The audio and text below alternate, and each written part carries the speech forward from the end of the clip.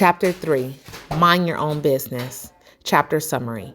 A friend of Robert's got to hear Ray Knock of McDonald's fame speak in 1974 at the University of Texas in Austin.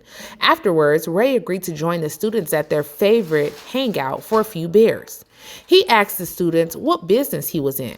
At first, they laughed, and then they answered that he was in the business of selling hamburgers, of course. But Ray told them he was not in the hamburger business, but in the real estate business. He knew that the land and location of each franchise were the most sufficient factors in his success. Today, McDonald's is the largest single owner of real estate in the world, owning some of the most valuable intersections and street corners around the globe.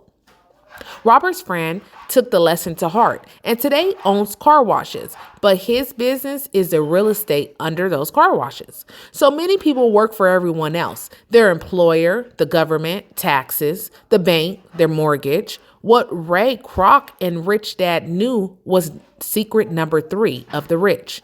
Mind your business. Don't spend your whole life working for someone. There's a big difference between your profession and your business. Often, Robert will ask people, "What is your business?" And they will say, "Oh, I'm a banker." Then he asks them, "Do you own the bank?" And then usually they respond, "No, I just work there."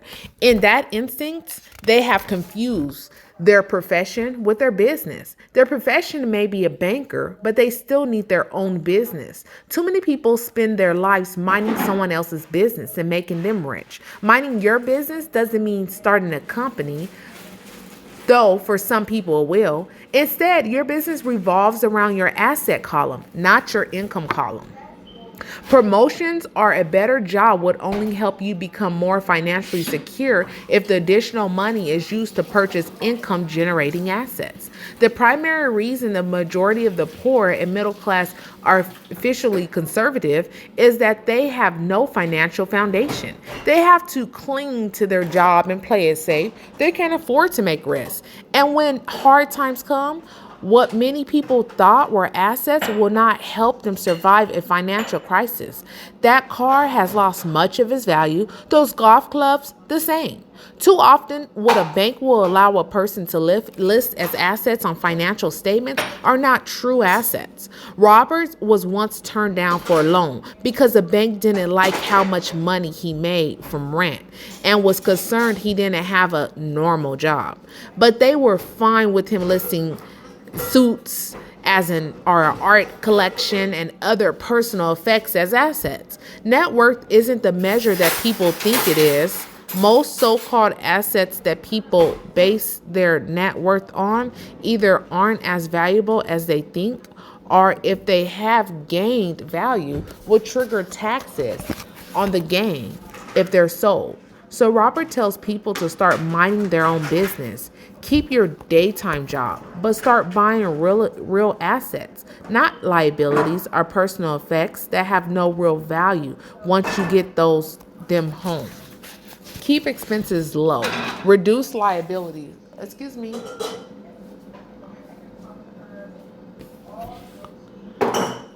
That have no real value once you get them home. Keep expenses low. Reduce liabilities and diligently build a base of solid assets.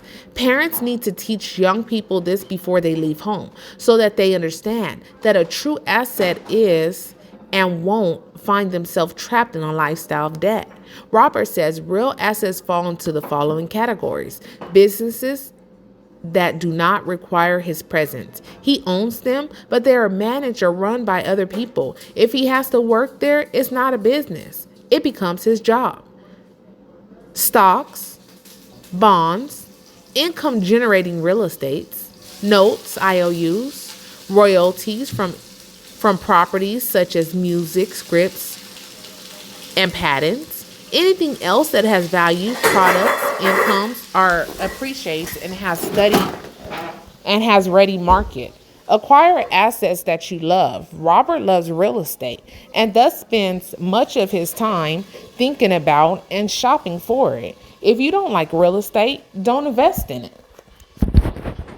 Rather, Robert also loves the stocks of small startup companies, but because himself is an entrepreneur. Some are afraid of risks of such small cap companies, but he sees these as a place to make fortunes. His strategy is to be out of the stock in a year. His real estate strategy, on the other hand, is to start small and keep trading up for bigger properties and delaying taxes on the gain, holding real estate less than 7 years. Even while working for Marines, Robert minded his business. He kept his day job, but was active in his asset column, trading real estate and small stocks. The more he understood accounting and cash management, the better he was at analyzing investment and eventually building his own company. He doesn't recommend people start a company unless they really have the desire to. Otherwise, he advises them to keep their day job and mind their business, building and keeping their asset column strong. As cash flow grows, people can indulge in luxuries, but only if the cash flow supports them. Build the asset column and let the income generated by those assets pay for the luxuries. Left hemisphere moment, when assets generate enough income to cover luxuries, that's when you buy them. Right hemisphere moment, think creatively about what your business is not your profession. Subconscious moment, acquire the type of assets you love because you will take better care of them and enjoy learning about them. What was Robert saying? Now it's time to reflect. Ask yourself, what is Robert saying in this quote? Why does he say that? In this section, you do not need to agree or disagree with Robert. The goal is to understand what Robert is saying. Remember, this curriculum is designed to be cooperative and supportive. Two minds are better than one. If you do not understand what Robert is saying, do not shy away from it. Ask for help and understanding. Take the time discussion each quote until you understand it. To become financially secure, a person needs to mind their own business. The rich focus on their asset column while everyone else focuses on their income statements. Financial struggle is often directly the result of people working all their lives for someone else. Many people will simply have nothing at the end of their working days to show for their efforts. One of the main reasons net worth is not accurate is simply because the moment you begin selling your assets, you are taxed for any gains. Once a dollar goes into it, never let it come out. Think of it this way. Once a dollar goes into your asset column, it becomes your employee. The best thing about money is that it works 24 hours a day and can work for generations. An important distinction is that rich people buy luxuries last, while the poor and middle class tend to buy luxuries first. The poor and middle class buy luxuries with their own sweat, blood, and children's inheritance.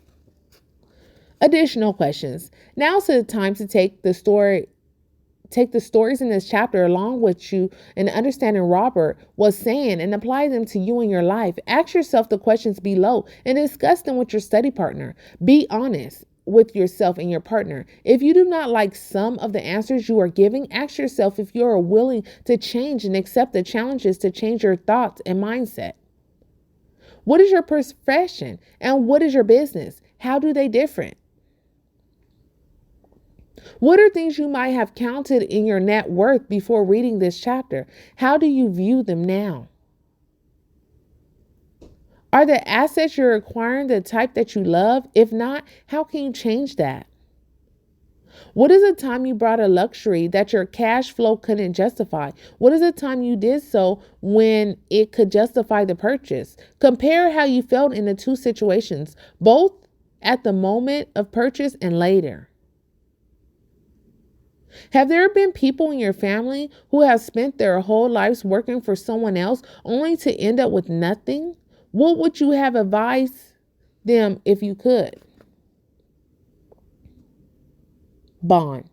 A debt security which the authorized issuer owe the holders a debt and is obliged to repay the principal and interest at a later date termed maturity. Entrepreneur, someone who creates a system to offer a product or service in order to obtain a profit. Entrepreneurs are willing to accept the level of risk to pursue opportunities and are viewed as fundamental important in a capitalist society. Financial statement. A statement of your income, expenses, assets, and liabilities, your report card when you leave school and what your banker wants to see before lending you money. Stock. The capital raised by a corporation through the distribution of shares. Thanks for tuning in. That was chapter 3, Mind Your Own Business. This is the verbatim summary. If you do like the freestyle version, please take your time to go ahead and watch that one. That one should be up as well. And if you like this content, please like, share, and comment what you learned about this chapter. And remember, mind your own business.